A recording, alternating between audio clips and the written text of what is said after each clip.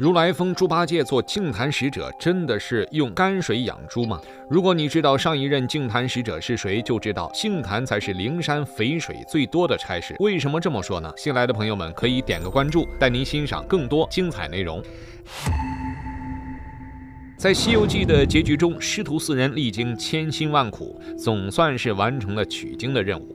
于是万众瞩目的受封仪式也正式开始。这个受封仪式从唐僧开始，按照辈分一路往下走。唐僧由于是如来弟子转世，且对佛教的悟性极高，因而毫无悬念地成了佛。孙大圣呢，虽然有着顽劣的品性，但在取经的路上，毕竟靠着一身的本领和摇人的能力，是出力最多的人，因此也是理所当然的被封为佛了。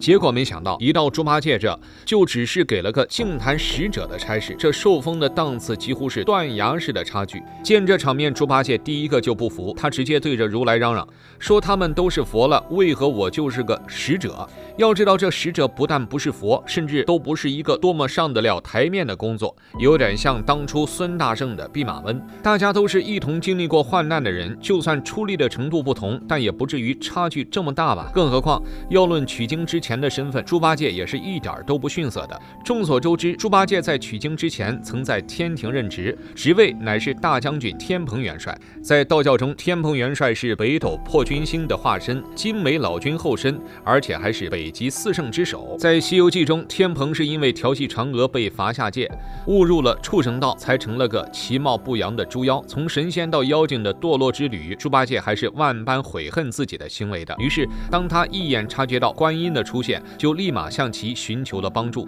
观音见他诚心改过，便指了一条明路，去取经就能将功折罪，脱离眼下的困境。也有可能是猪八戒领悟错了，他误以为观音这番话是在告诉他自己只要取完经就能立马成佛，但观音的意思其实只是说，你只要去取经，那么就不再是个妖精，而是可以开始重新修行了。从这来说，如来封他为净坛使者，猪八戒不但没有吃亏，还占了点小便宜。但二师兄又怎么会想到这一层呢？于是如来只好当着所有人的面指点了一番。首先，你猪八戒在这个取经的过程中，其实本性还没有完全改正过来，还是容易沉溺于女色之中。比如说在四圣试禅心一回中，只有猪八戒动了色心，不住地对骊山老母喊娘，还真想要娶了几位观音娘娘。其次，如来认为净坛使者这个工作很适合猪八戒，这当然不光是因为猪八戒能吃，而是取经途中猪八戒的一个举动让如来认定他可以办好净坛背后的差事。《西游记》原著的水到底有多深？猪八戒被封净坛使者，你以为如来真的是要用泔水养猪吗？看看上一任净坛使者，你就知道这差事到底油水有多丰厚了。在普通人看来，所谓的净坛使者不就是一个吃别人剩下东西的差事吗？毕竟净坛的净说的就是扫干净的意思，再加上如来说猪八戒这体型正适合干这差事，所有人就觉得这差事其实就是一个用剩饭剩菜喂猪的职务。对于猪来说，吃掉这些剩饭剩菜就是他的工作。如此一来，好好的一个净坛使者，拨开了看竟然如此的不堪。可事实真的如此吗？如果看了上一任的净坛使者，恐怕所有人都不会这么想了。在猪八戒之前担任这一职务的乃是大鹏鸟。大鹏鸟多厉害就不用多说了吧，孙大圣可是摇了大半个神仙界都没能制服的存在，最后还是找得如来。结果没想到这二位还有亲属关系，算上辈分，大鹏鸟还是如来的舅舅。试想一下，如果你要给你舅舅安排一个差事，你会安排得很差吗？当然不会。对于大鹏鸟，如来许诺的可是让他在4周之内的贡品随便他吃，而且还得是他先吃。要知道佛教僧徒遍布世界，贡品更是数不胜数，老百姓都是巴不得拿出自家最好的东西来招待神佛，就是为了让自己的祈祷应验。这吃东西的福分首先就落在了大鹏鸟身上，不得不说是如来对大鹏鸟的看重。那么除了吃还有什么呢？信徒信奉的香火。在佛教中，佛收集到的香火越多，他的法力本领就越强，因而大鹏鸟也不是光靠这吃东西就修成了一身的好本领，而是靠着这这香火。既然又能修炼功力，又能免费吃东西，为什么大鹏鸟还不愿意干这事儿呢？原因很简单，大鹏鸟不爱吃素，只想吃肉，还是人肉的那种。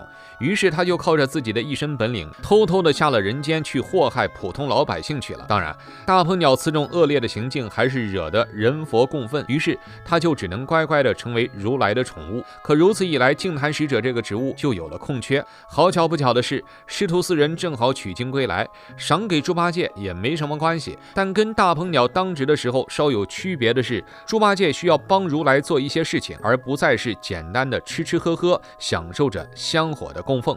这件事情就是帮如来整顿四周的香火，以将地方贪污的香火上交到灵山。没错，如此一说，净坛使者这个名头是不是瞬间就高大上起来了？那么如来为何要选猪八戒做这个净坛使者呢？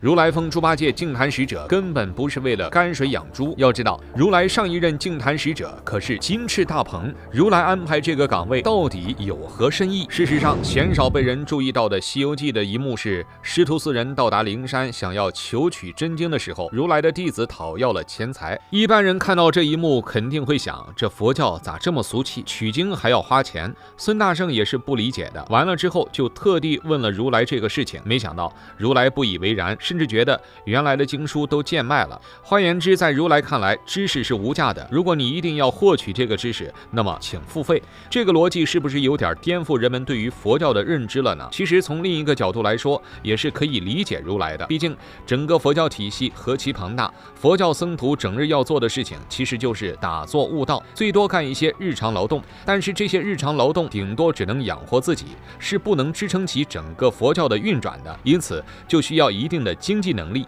遗憾的是，这个事情像唐僧这类佛是不大可能明白的，于是就需要一个明白各中道理的人出来帮如来做点事。猪八戒在陈家庄的表现就很令如来满意。当时师徒四人意外在通天河跌落，就顺道去了陈家庄讲经。唐僧夸夸一顿讲完之后，就只有猪八戒一个人喊各个听经的人拿出点物质东西表示一下，这就表明猪八戒对于人事这一套是很懂的。既然连猪八戒都懂，那么佛教中的一些人士肯定也懂，他们指不定也像猪八戒一样，每次问着听完经的人主动要物质。可问题在于，这些物质并没有及时的上交到灵山，大部分呢是被地方的僧徒给吞掉了。如此一来，灵山自然而然就面临着亏空，生活就变得困顿了。所以如来就深感有必要找一个人去整治一下这种现象，倒也不是不允许地方僧徒收取这些东西，不被允许的是一点都不上交给灵山。可能原本如来想的是，他们好歹会跟自己来个五五分成吧，毕竟五五分成的话，那就可以对这一现象睁一只眼闭一只眼睛了。但既然他们毫无表示，那么就全部收回来，这就是如来的算盘。也正是基于这一原因，精通人事的猪八戒才获得了净坛使者的职务，并且日后还需作为如来的使者去监督四周的香火供奉的情况。如果发现有地方贪污的现象，那肯定是要及时整治的。换言之，净坛使者就是如来的眼睛。这么看，猪八戒的地位就变得举足轻重了，绝对不是光吃剩饭剩菜的存在。所以听完如来的解释之后，猪八戒立马就笑着接受了。以猪八戒的精明程度，他应该是领悟到了如来的这层意思。如今看来，净坛使者就是一个妥妥的肥差，猪八戒接任这一职务也是名正言顺。看到这里，您有什么想说的呢？欢迎在评论区留言分享。